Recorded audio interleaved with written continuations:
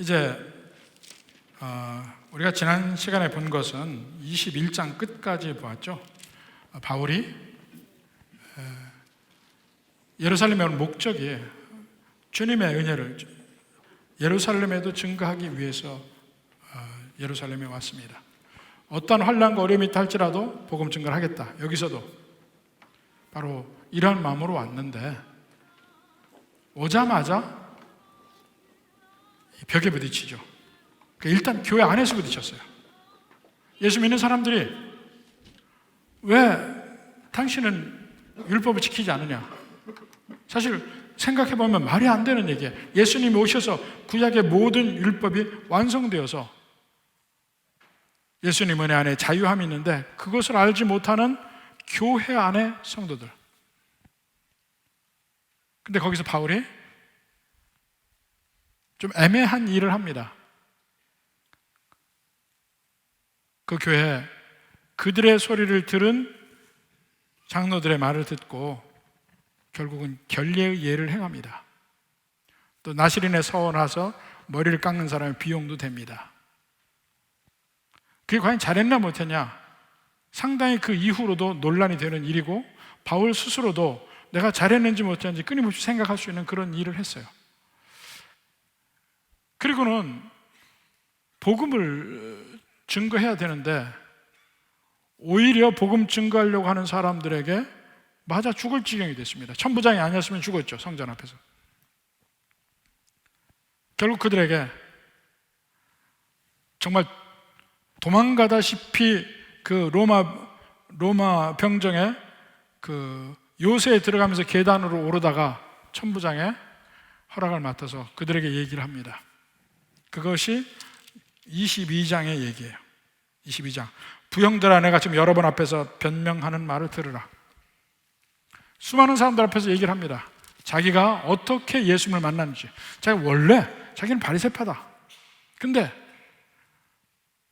다메섹으로 가는 도중에 예수님을 만나고 그분이 부활하심을 알고 그분이 계신 걸 하나님의 아들인 걸 알고 내가 변화되었다. 그리고 그분이 내게 이방인을 전도하는 사명을 주셨다.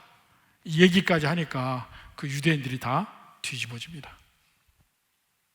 이방인은 그들은 사람 취급을 안 하는 사람들이고 그들과 같이 식사도 못하게 금지해놨는데 그들을 우리에게로 인도하기 위해서 부르심을 받았다 하니까 이렇게 말도 안 되는 소리. 또 죽이려고 합니다. 천부장이 급히 그를 빼내서 도대체 이 사람이 무슨 잘못을 했길래 저런가 싶어서 신문하려고 하죠. 때리려고 합니다. 근데 바울이 로마 시민을 때릴 수 있느냐? 그러니까 천부장이 겁이 났어요. 차라리 공회에다 붙이자. 그래서 공회로 데리고 갑니다. 자, 신약성경에서 공회가 나오고 회당이 나옵니다. 그것이 둘이 서로 같은 게 아니죠. 회당은 지금도 전 세계에 유대인이 사는 곳이라 하면 회당이 있습니다. 시나고그라고 그래요. 그런데 대개 그 이름이 그 앞에 베이스라는 말을 붙여 무슨 집 베이샬롬 뭐 이렇게 해서 이런 말들 붙이기도 하는데 유대인들이 보통 시나고그 갈 때 회당을 가자 할 때 뭐 베이샬롬 거기 가자 그렇게 얘기 안 합니다. 템플에 가자 그래요. 그들은 지금도 부를 때 그 시나고그를 템플이라고 그래요. 템플이 없는 상황에서 그거는 이제 전 세계적으로 퍼지고 로마 시대에도 유대인이 사는 도시마다 회당이 있죠. 어디든지. 물론 가나안 땅에는 다 있고. 공회는 다르죠. 공회는 시나고그가 아닙니다. 산헤드린이라고 해서 이 유대인의 일종의 그 의결 기구 아니면 판결 기구입니다. 판결 기구. 그래서 가장 큰 그 공회가 예루살렘에 있습니다. 대제사장이 주재해서 제사장이 참여하고 이 경건한 사람 중에 바리새인이 제일 많으니까 바리새인이 많죠. 근데 사두개인은 명수는 얼마 되지 않아도 주로 예루살렘에만 있습니다. 그들은 기득권층이에요. 로마에게 붙어서 많은 기득권을 행사하던 사람들입니다. 그들은 그래서 죽음 뒤의 일은 별로 관심을 갖지 않아요. 죽음 뒤는 없다. 그들이 믿는 것은 오직 구약 성경 중에 모세 오경만 믿어요. 근데 모세 오경 안에는 부활이라는 게 없어요. 그들이 얘기할게. 그러니까 부활이 없다는 거예요. 바리새인들은 부활을 믿습니다. 근데 그러니까 전체로 보면 바리새인들이 압도적으로 많아야 함에도 불구하고 바리새인 있고 상대적 비율이 사두개인이 상당히 높아요. 네, 그렇게 해서 준 입법, 준 사법기관으로서 나라가 없는 이스라엘의 정신적 지주 역할을 한 것이 공회예요. 예수님도 또 공회에서 고초를 당하셨고 바울도 공회에 지금 참여하게 됩니다. 자, 이제 바울이 공회 앞에 섰습니다. 공회를 모으고 이제 22장 30절에 보면 제사장들과 온 공회를 모으고 바울을 데리고 내려가서 그들 앞에 세우니라. 그들 앞에 세웠어요. 드디어 이제 바울이 말을 합니다. 바울이 공회를 주목하여 이르되 여러분 형제들아 하고 이야기합니다. 사실은 그 공회원들이 종신직이거든요. 그러니까 나이 든 사람이 많았고 그 중에는 바울과 함께 공부한 사람도 분명히 있었을 거예요. 바리새인들은 다 그 바리새인들의 문화에서 배웠으니까.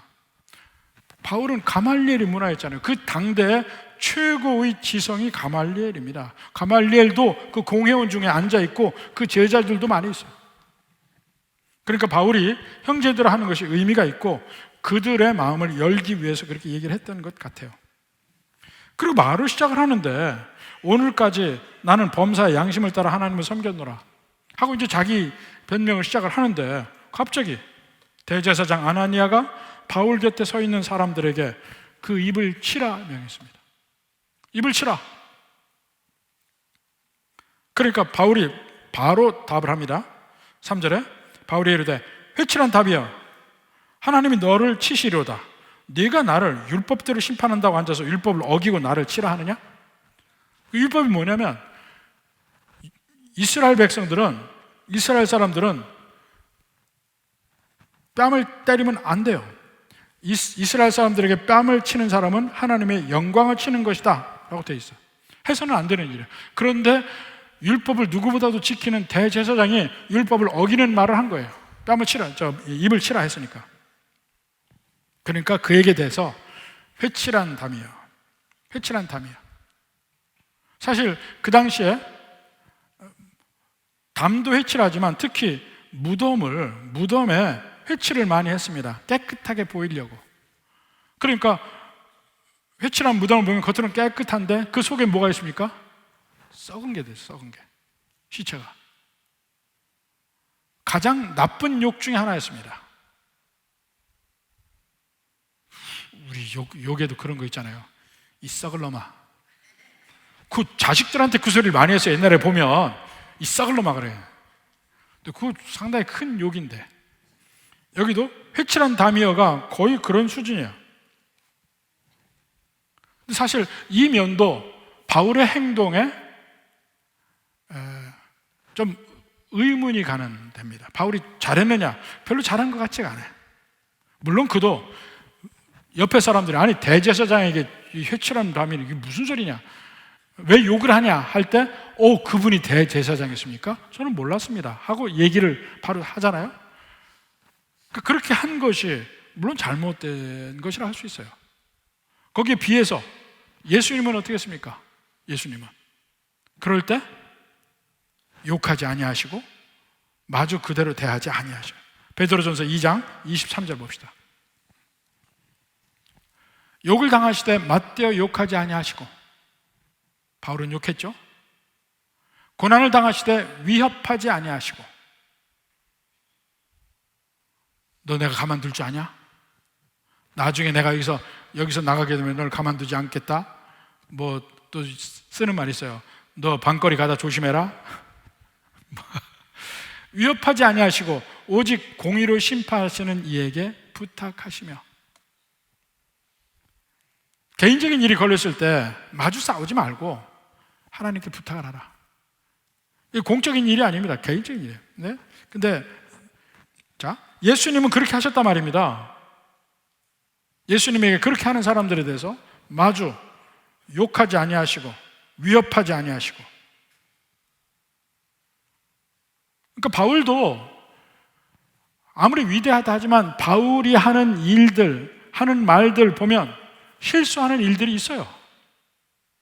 근데 그것도 그냥 성경에 적혀 있습니다.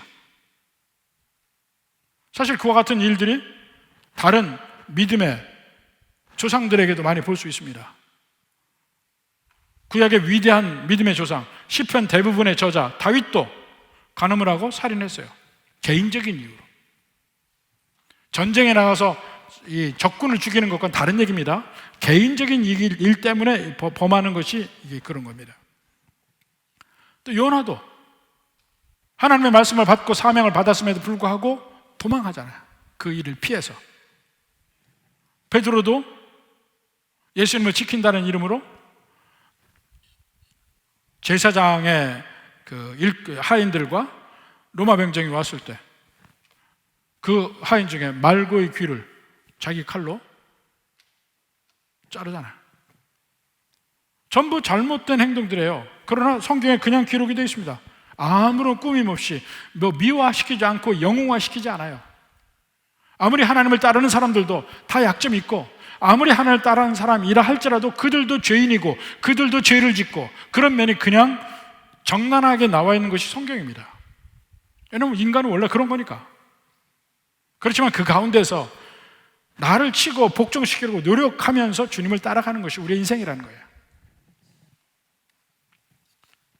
바울이 바로 사과했습니다. 5절에 보니까 나는 그가 대제사장인 줄 알지 못하였노라. 기록하였을 때 너희 백성의 관리를 비방하지 말라 하였느니라. 나는 그 법을 내가 지금 어긴 것 같다, 미안하다 얘기하는 겁니다.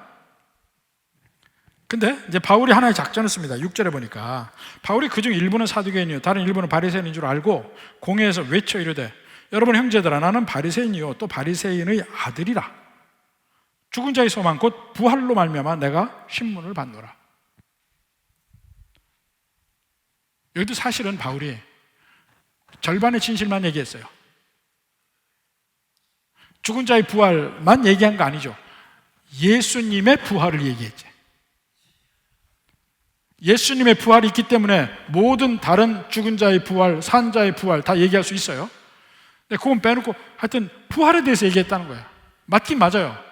전체의 진리가 사실이 아니냐 문제지. 그 얘기를 합니다. 사실 바울이 바리새인이었고 바리새인들은 부활을 믿어요.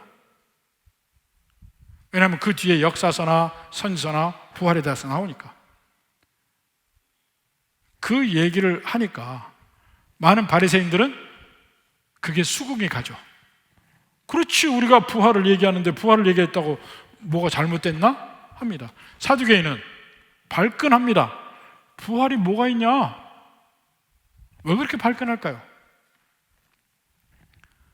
제가 처음에 막 교회를 개척하고 교회를 시작을 할 때 우리 교회에 온 분들이 보면 상당히 제 대학 동문들이 좀 있었습니다. 근데 그 중에 한 분이 이제 우리 교회를 다니면서 얘기해요. 저쪽에도 우리 한국 사람이 있는데 그분이 바로 제 과외 선배라는 거야. 제가 다닌 과외 선배. 그분이 저기 살고 있으니까 그분 한번 전도하러 갑시다. 그래서 그분을 만나서 같이 식사하고 얘기를 했어요. 우리 교회 다니는 분들 집에서 이제 그분도 초청하고 저도 초청하고 해서 밥 먹고 얘기하면서 이제 그분을 전도를 했는데, 뭐 논리를 가지고 얘기를 할 때 이제 점점 이제 분위기가 물이 일고 결국은 마지막에 죽음 뒤의 일을 얘기하기 시작했어요. 심판에 대해서 이야기하고 죽음 뒤에 우리는 부활할 것이다 얘기하고, 부활한 모두 다 부활을 해서 심판을 받는데 예수 믿는 사람은 천국 간다 이런 얘기를 했어요. 그랬더니 갑자기 그분이 막 화를 엄청나게 나는데, 이 죽은 뒤에 심판이 있고 부활이 있고 바로 이런 얘기는 이 기독교에 엄청난 협박이다 그러는 거예요. 협박. 그분이 막 화를 내요. 그래서 저도 깜짝 놀랐죠. 뭘 이걸 가지고 화를 내나? 안 믿으면 그만이지.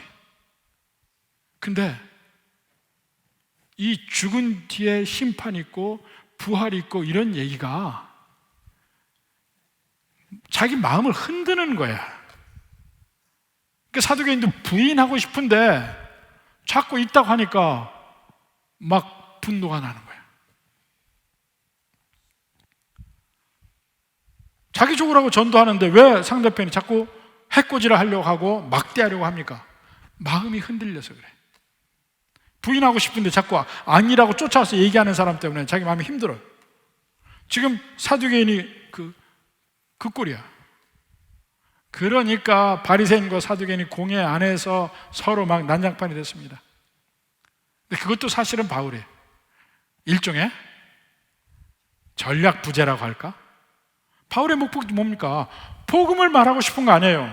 그런데 결국 부활이라는 이슈를 딱 던져놓으니까 바리새인과 사두개인이 싸우느라고 바울이 이야기하고자 하는 내용 다 없어지고 바울도 없어지고, 그들은 에라 하고 바울을 또 죽이려고 하고, 원래 복음을 제대로 증거하려고 했던 바울의 목적은 없어진 겁니다. 또 실패죠. 그 기회가 날아가고 천부장 옆에서 보니까 이거 큰일 났거든. 그러니까 바울을 빨리 지키자고 바울을 데리고 다시 이 영내로 갑니다. 10절에 보죠. 큰 분쟁이 생기니 천부장은 바울이 그들에게 찢겨질까 하여 군인을 명하여 내려가 무리 가운데 빼앗아 가지고 영내로 들어가니라. 바울은 그 다음에 어디 갔을까요? 감옥에 갇혀있지. 갇힌 상태에서 바울이 생각해 보십시오. 아니, 나는 지금 열정을 가지고 예루살렘에 와서 복음을 증거하러 왔는데 하나도 되는 게 없어. 교회 안에서는 또 오해를 하고 그 구약의 율법을 지키자는 그 사람들의 말을 듣고 교회 리더들이, 그 장로들이 율법을 지키라고 얘기해서 억지로 지켰는데 내가 잘했는지 안 했는지도 모르겠고, 또 성전에 나갔더니 막 유대인들이 또 자기를 죽이려 하는데 그들도 자기가 전하는 메시지를 오해하고 하는 거야. 율법을 없애자입니까? 이방인을 부른 거는 하나님의 뜻인데 유대인들과 이방인을 섞이게 한다고 유대인들이 화가 난 거야. 그들에게 율법을 안 지켜도 된다 하면서 들어오게 하는 그 자체가 유대인들에게는 대단히 모욕적인 일입니다. 율법이 증거되기는 거는 계속 자기 죽을 위기만 계속 나오는 겁니다. 그리고는 내가 뭐 하는 건가 싶어서 감옥에 앉아 있어요. 그날 저녁에. 결과는 아주 열매도 없죠. 예루살렘에 복음 증거하는데 아무도 믿는 사람이 없어요. 사실 우리가 전도할 때요, 믿는 사람이 있으면 재밌습니다. 해도 안 믿고, 그 중에 정말 질긴 사람들이 있어요. 믿을 것 같은데 안 믿고, 같은데 안 믿고, 살살 약만 올린 사람이 있어요. 힘들어요. 근데 바울이 가장 그런 어려운 시기에 있을 때에 주님이 나타나십니다. 바로 그때 11절. 그날 밤에 주께서 바울 곁에 서서 이르되 담대하라, 내가 예루살렘에서 나의 일을 증언한 것 같이 로마에서도 증언하여야 하리라. 아니, 주님이 지금 바울이 예루살렘에서 예수님을 증거하려고 한 그 모든 걸 다 알고 계셔요. 사실은 어쩌면 증언을 다 못했죠. 말을 시작하는데 끊고 죽이려고 했으니까. 그런데 알고 보니까 예수님이 옆에 함께 계셨던 거예요. 그리고 그렇게 했던 거예요. 바울은 실패라고 생각하는데 예수님은 그것을 인정하고 있어요. 잘했다고 하는 거야. 너 오늘 한 것처럼 로마에 가서도 해. 주님이 인정하시잖아요. 그리고 바울이 보니까 나 혼자밖에 없었는 줄 알았는데 예수님이 옆에 계셨단 말. 그걸 깨닫는 순간에 그에게 얼마나 큰 힘이 됩니까? 이건 마치 우리가 나는 참 못하는데 뭐든지 할 때 나하고 편 먹은 사람이 아주 잘할 때 어떻습니까? 복식을 할 때, 복식 경기. 테니스 경기를 쳐요. 복식 경기를 하는데 동네에서 테니스장에서 복식 경기를 하는데 갑자기 내 파트너가 조코비치야. 아는 사람이 몇 명인데 몇 명. 조기 축구를 하는데 항상 우리 편하고 붙는 팀이 있는데 어느 날 우리 팀에 손흥민이 왔어. 그럼 저쪽 편 죽었지. 이제 죽었어. 복식을 하는 게 많아요. 바둑도 복식을 해요. 바둑. 복식을 하는데 내 짝이 신진서야. 역시 모르네. 일부에 냈더니 전혀 반응이 없어. 바둑 얘기하니까. 신진서가 대단한 선수예요. 이번 얼마 전에 응시배 우승했어요. 지금 몇 년, 지금 1년 이상, 거의 2, 3년 세계 1위예요. 신진서라고 있어요. 아이 참. 와서 바둑 나는 18급인데 옆에 신진서가 왔는데 누군지 몰라. 진짜 참 깝깝한 얘기네. 골프를 치는데 골프도 짝으로 편 먹고 치기도 하죠. 근데 내 편에 타이거 우즈야. 끝났지 게임. 그런 사람보다 훨씬 더 확실한 내 편이 예수님이에요. 우리가 가는 인생의 모든 게임, 인생의 모든 길은요 단식이 아니에요. 복식이에요.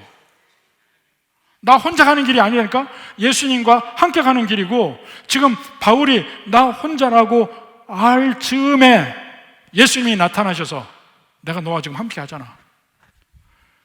언제나 함께 하시는데 정말 내가 혼자인가 하고 느끼는 순간순간에 우리 주님이 나타나십니다. 그것은 뭐 바울뿐만이 아니에요. 다니엘서 보세요. 다니엘의 세 친구와 사드락과 메삭과 아벳느고, 그가 오직 하나님만을 경배하다가 모함에 걸려서 결국은 느부갓네살 왕 앞에서 나를 경배할래 안 할래? 안 하잖아. 결국 풀무불에 평소보다도 7배나 더 뜨거운 풀무불에 던져집니다. 그때 얘기를 한번 볼까요? 다니엘서 3장 22절.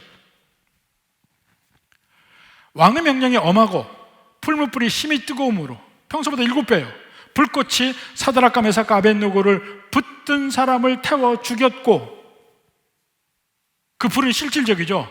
이제 풀무불에 이 세 사람을 넣어야 되잖아. 넣으려고 갔는데 붙든 병사들이 꽃을 맞아 죽었단 말이에요. 태워 죽였어. 이 사람들은 살아있어. 그 다음에 23절에 이 세 사람 사드락과 메삭과 아벳느고는 결박된 채 맹렬히 타는 풀무불 가운데 떨어졌더라. 떨어지기 전에 그들을 붙은 사람이 이미 타 죽었어. 근데 그들이 떨어졌어. 너무 당연하잖아. 그런데 24절에 그때에 느부갓네살 왕이 놀라 급히 일어나서 모사들에게 물어 이르되 우리가 결박하여 불 가운데 던진 자는 세 사람이 아니었냐? 옳소이다. 그런데 25절에 왕이 또 말하여 이르되 내가 보니 결박되지 아니한 네 사람이 불 가운데 다닌다는 거야. 한 사람이 더 있어요. 근데 결박도 풀어졌어. 상하지도 아니하였고 또 넷째의 모양은 신들의 아들과 같도다. 우리 지금 보는 성경이 개역개정인데 그 전의 성경 개역판에는 하나님의 아들과 같도다 이렇게 돼 있어요. 근데 왜 이렇게 하나님의 아들, 신들의 아들 이렇게 돼 있냐면 원래 말이 엘로힘이에요. 엘로힘. 그 엘로힘이란 말은 신 중에 가장 높은 신을 고대 근동에서 엘이라고 그랬어요. 엘. 엘이라고 했는데 그 엘의 복수가 엘로힘이에요. 그러면 복수를 쓸 때는 엘을 아주 높일 때 복수를 썼어요. 엘로힘이라고 했습니다. 또 다른 면에는 복수니까 신들이라고도 번역할 수가 있어요.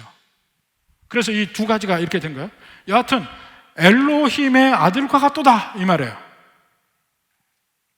그 누굽니까? 예수님이죠. 엘로힘의 아들 예수님이야.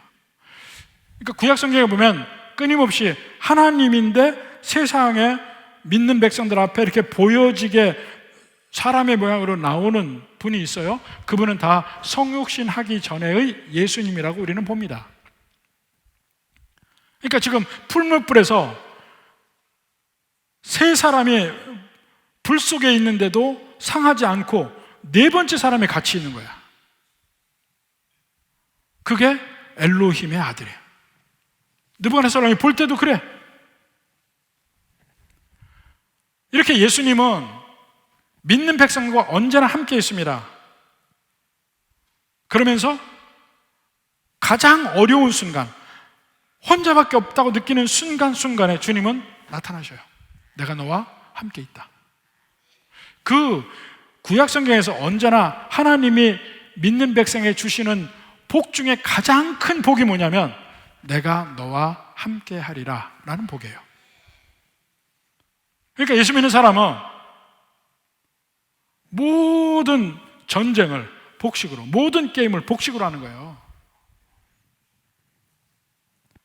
출애굽 때도 금송아지 사건으로 이스라엘 백성들이 죄를 지었을 때 하나님이 그들에게 모세의 중보기도로 용서하십니다. 용서하시면서 그 다음에 하는 말이에요. 그래 가라. 너희는 멸망당하지 않고 가나안 땅에 갈 것이야. 그런데 내가 너희와 함께는 안 할 거야. 그래서 그러니까 모세가 뭐라 합니까?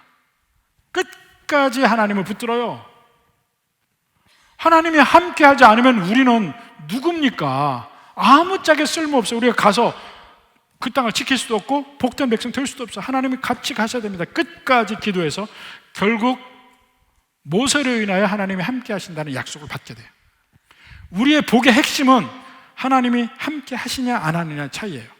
내가 많은 것을 가지냐 못 가지냐 그건 아무 의미가 없어요. 우리의 복은 하나님이 함께 하시는 복, 이게 최고입니다. 함께 하시니까 그 다음에 제일 먼저 하시는 말씀이 뭐냐면 담대하라 라는 말이에요. 이게 담대하라는 말이 이 사르세오라는 말인데 성경에 보면 담대하라고도 표현되어 있지만 안심하라라고도 표현되어 있어요. 그러니까 두려워 떨지 말라는 얘기예요. 예수님이 나타나실 때마다 그런 얘기를 많이 썼습니다. 자, 먼저 마태복음 9장 2절, 22절 말고 2절부터 먼저 봅시다. 침상에 누운 중풍병자를 사람들이 데리고 오거늘 예수님이 뭐라 합니까? 작은 자야 안심하라. 같은 말이에요. 안심하라. 내 죄 사함을 받았느니라. 안심하라 그래. 두려워하지 마라. 9장 22절 10개를 혈루증 앓는 여인 그에게 뭐라 합니까? 따라 안심하라. 지금 혈루병 앓는 여인이 막 예수님이 병을 고치니까 막 사람들이 모였어요. 막 버글버글해. 근데 그도 가서 예수님의 옷자락만 만지면 나을 것 같아. 그래서 예수님 뒤에서 살짝 예수님의 옷자락 끝을 만졌어요. 그 즉시로 그 혈루가 마르고 병이 나았습니다. 근데 아무도 모를 줄 알았는데 예수님이 알았죠. 누가 나를 만졌느냐. 사람들이 다 거기 둘러싸고 있어요. 덜덜덜 떨면서 예수님 앞에 그 여인이 있습니다. 예수님이 하시는 말씀이 따라 안심하라. 마음을 담대하라. 떨지 마라. 안심하라. 또 갈릴리 바닷가에서 제자들 풍랑 속에 두려워할 때 또 예수님이 이 물 위를 걸으실 때 두려워 떱니다. 그때 뭐라 합니까? 마태복음 14장 27절 갈릴리 바다에서 두려워하는 제자들에게 안심하라. 나니 두려워하지 말라. 안심하라. 또 부활 이후에 예수님이 얘기합니다. 부활의 얘기를 할 때 요한복음 16장 마지막 그 6월절 그 만찬에서 두려워하는 제자들에게 담대하라. 내가 세상을 이겼노라. 그 담대하라는 말이 같은 말이에요. 전부 다. 안심하라, 담대하라. 예수님이 제자들에게 나올 때 특히 예수님을 믿으면서도 두렵고 떨고 하는 그 사람들에게 언제나 가장 첫 마디로 하는 것이 안심하라, 담대하라, 이 말입니다. 가장 위기 속에 있는 하나님의 백성들에게 안심하라, 담대하라 이야기합니다. 여러분도 지금 어떤 삶을 살지 모르겠습니다. 그러나 위기 순간에 있는 사람들이 있어요. 그들이 뭐라 합니까? 예수님은 지금도 같은 말을 하셔요. 안심하라, 담대하라. 그 이후로 바울이 정말로 담대히 복음 증거하는 걸 봅니다. 심지어는 로마의 감옥에서 몇 년씩 갇혀 있음에도 불구하고 그는 떨지 않습니다. 그 예루살렘 감옥의 경험이 그에겐 있어요. 모든 거 다 실패했던 순간이야. 근데 예수님이 나타나셔서 그렇게 한 것처럼 또 해. 로마에서도 해. 그 마음을 받고 그 말씀을 받고 로마에 가서 감옥에 갇혀 있는데 그 감옥에서 담대히 복음을 증거합니다. 오히려 그래서 그 간수들, 그 로마의 감옥에 주로 로마의 이 지배계층 사람들이 감옥에 올 때도 다 거기 오거든요. 그들에게 복음을 증거하고 그걸 보고 로마의 모든 제자들이 더 힘을 내서 더 복음을 증거합니다. 한번 볼까요? 빌립보서 1장 12절. 형제들은 내가 당한 일이 도리어 복음 전파의 진전이 된 줄을 너희가 알기를 원하노라. 바울이 옥에 갇힌 일이 오히려 복음 전파의 진전이 있게 된 거, 그걸 너희가 알기를 원한다 그랬어요. 14절 봅시다. 14절. 예. 형제 중 다수가 나의 매임으로 말미암아, 자, 감옥에 갇혀서 담대히 복음 증거하는 걸 보고 주 안에서 신뢰함으로 겁없이 하나님의 말씀을 더욱 담대히 전하게 되었느니라. 그 로마에 있는 형제들이 더 겁없이 복음을 증거하게 되어 있어요. 사실 로마가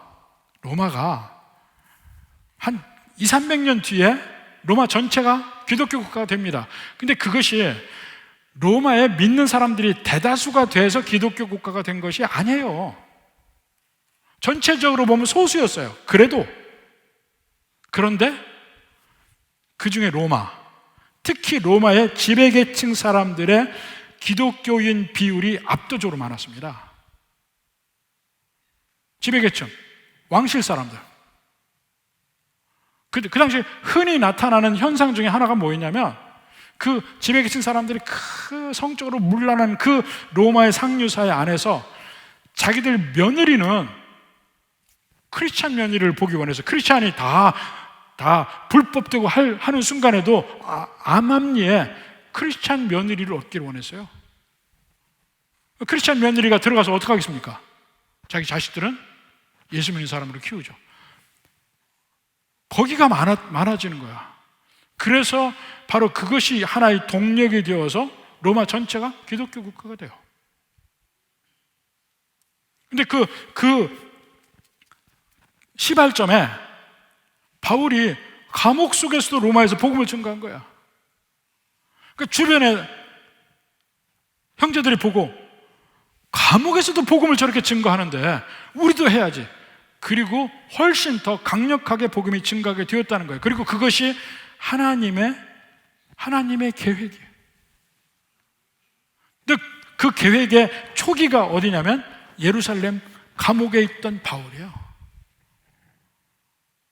내가 여기서 나의 일을 증언한 것 같이 로마에서도 증언해야 하리라. 그 일을 이미 얘기한 겁니다. 그러니까 바울이 로마의 감옥 속에도 같은 환경 아니야. 예루살렘 감옥, 로마 감옥. 하나님이 함께하셔. 우리 주님이 함께하셔. 나 혼자 하는 게 아니야. 담대하게 복음을 증거한 거예요. 담대하게. 그가 어떻게 두려움에서 벗어났을까요? 주님을 봤기 때문에 그렇잖아요. 이 풀타크의 영웅전에, 사실 제가 어려서 꼭 봐야 되는 책이 풀타크 영웅전이라고 해서 뭔지 모르고 풀타크 영웅전을 읽은 적이 있어요. 풀타크 영웅전에 보면 알렉산더 대왕에 관한 이야기가 나옵니다. 여러 영웅들이 나와요. 고대 영웅들이 나오는데 알렉산더 대왕 얘기가 나와요. 그가 어릴 때 얘기야. 아버지가 왕으로 있을 때, 아버지가 이 군비 증강, 이걸 굉장히 많이 하고 마케도니아가 점점 그 아버지 필립 2세로 말미암아 강성해질 때 얘기야. 말을 샀어요. 정말 좋은 말을 샀어. 근데 이 말이 조련이 안 되는 거야. 도대체 어떤 조련사를 붙여놔도 이 말을 탈 수가 없어. 말이 막 난리를 치고 워낙 힘도 세고 하니까. 근데 알렉산더가 그걸 보고 있으면서 아버지에게 제안을 합니다. 내가 저 말을 조련을 하면 저 말을 제게 주시겠습니까? 그 필립 왕이 그러라 그래요. 그리 조련을 합니다. 성공해요. 근데 알렉산더의 차이가 뭐냐면 막 다른 조련사들이 그 말을 조련하려고 애쓰는데 뭐 번번이 실패하는 걸 계속 본 거야. 그 말이 그 알렉산더 대왕하면 언제나 함께 그 말이 되는 부케팔로스라는 명마입니다. 그 처음엔 조련이 안 돼. 근데 보니까 알겠어, 알렉산더.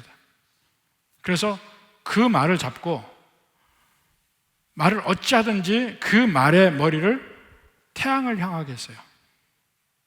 알고 보니까 그 말이 막 미쳐 날뛰었던 이유가 태양이 강렬하게 쬐면서 자기 그림자가 막 자기를 따라다니는 것이 거기에서 막 날뛰었던 거야.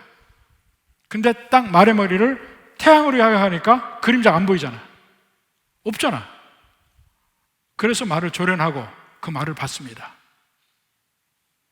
그때 아버지 필립 2세가 유명한 말을 합니다. 너는 내 상속이 필요 없다. 너는 나보다 훨씬 큰 나라를 할 것이다. 그리고 말을 줘요. 말도 밑에를 바라볼 땐 자기 그림자 때문에 막 두려워해. 움직이는 그림자잖아.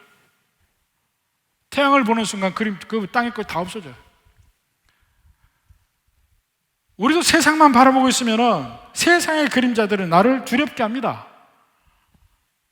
나 혼자인 것 같고 외롭고 힘들고 어려울 때는 더더군다나 그래요. 병약할 때는 더 힘들어.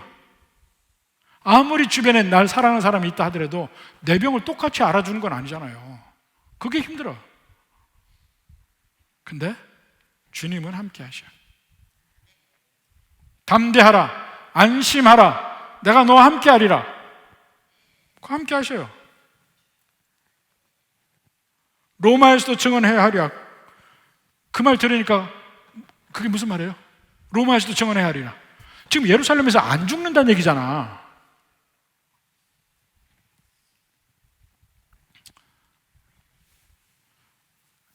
지난주에 저희 집사람이 친정에 갔었습니다. 이 친정 어머니가 이제 많이 연로하신데 고향이 강릉이에요.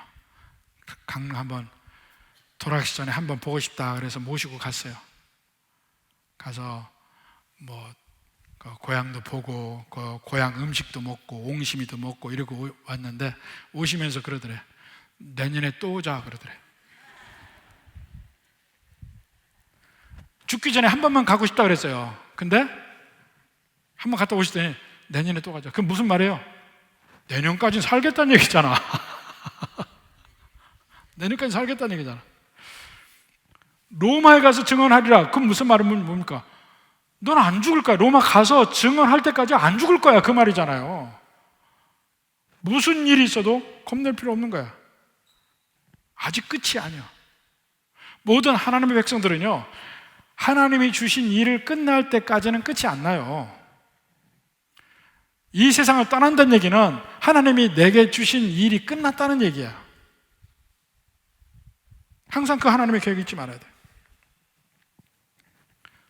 자, 그리고 실제로 그런 일이 벌어지죠. 막 이제 12절부터 보면 24절까지 바울을 죽이려는 음모가 있어요. 40명이 바울을 죽이기 전에는 먹지도 않고 마시지도 않겠다 맹세한 40명이 있어.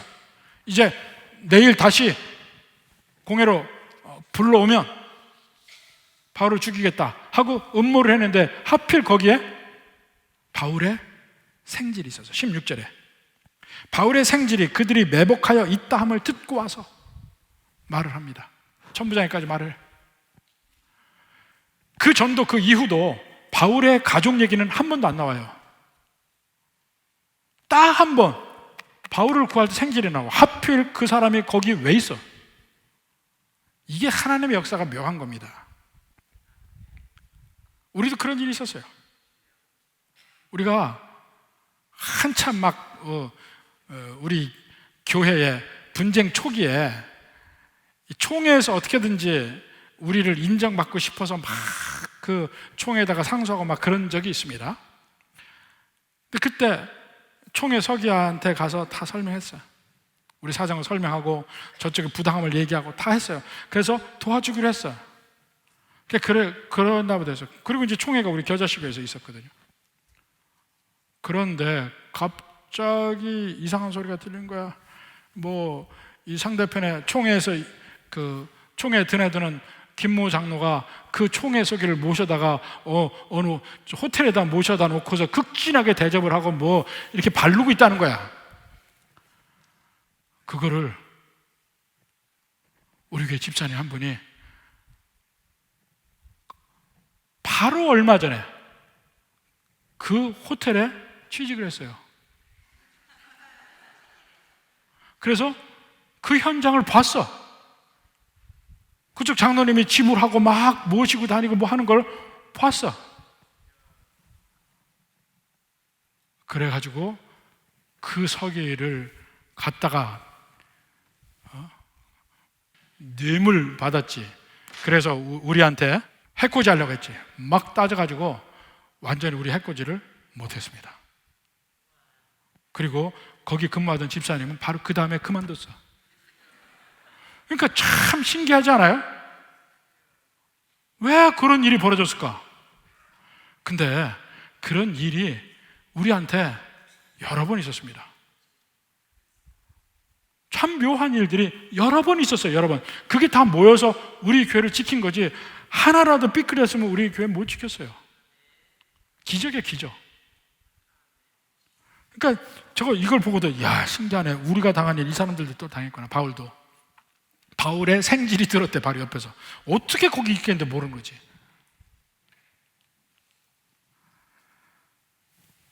그 일 이후에 바울은 로마로 가는 길에 경호병이 몇 명인 줄 아세요?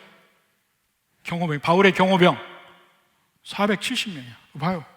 23절에 백부장 둘을 불러, 천부장이 백부장 둘을 불러 이르되 밤 제3시에, 이게 밤 9시야. 제3시에 9시에 가이사랴까지 갈 보병 200명과 기병 70명과 창병 200명을 준비하라.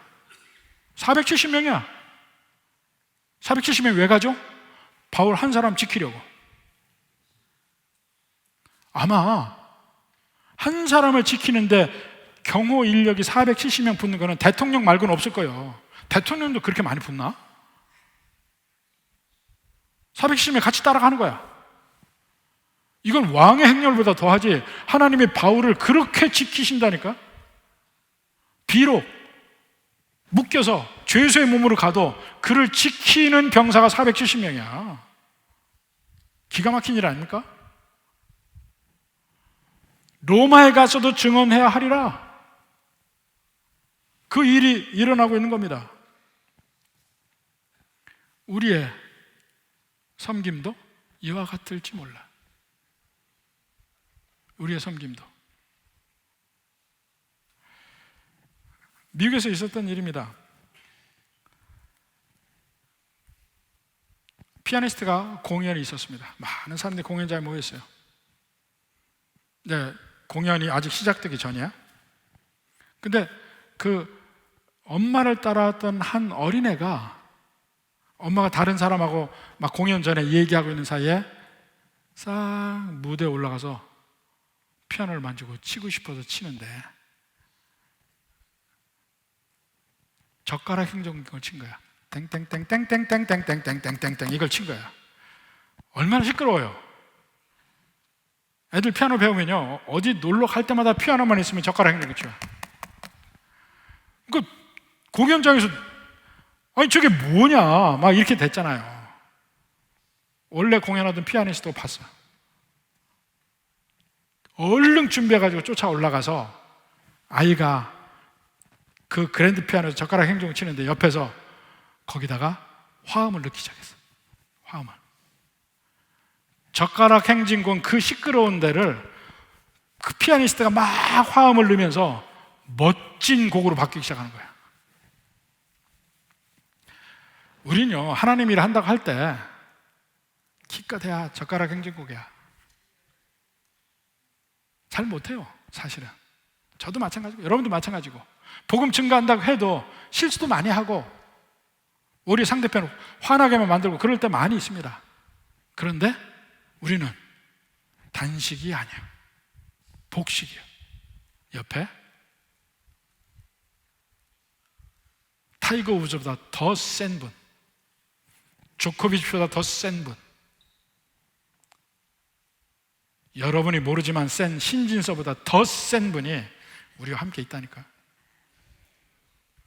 그래서 우리 인생을 아름답게 만들어줘. 아름답게. 비록 나는 부족하고 못해도